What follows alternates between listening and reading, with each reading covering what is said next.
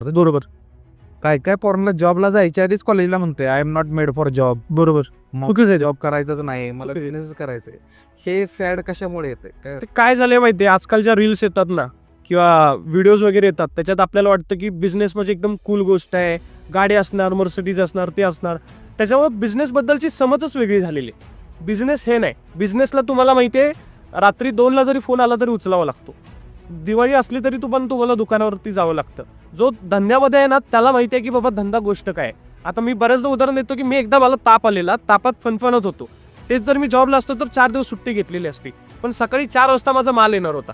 पण माल आणायला ती माणसं घेऊन टेम्पोत भरून तापात थंडी वाजते कुडकुडत करत ते करत होतो, कारण तो धंदा आहे. धंद्यामध्ये ती पण गोष्ट लोकांना कळाली पाहिजे. तुम्ही जर दिसतच नाही ती गोष्ट, पण त्यांना वाटतं धंदा सोप्पा आहे, मग काहीतरी घेतात पैसे, धंदा दुकान टाकतात, नंतर बोलतात नाही भाई धंदा नाही, असं आहे तसं आहे, आपलं नशीबच नाही, नंतर येऊन नशिबाला दोष देणार.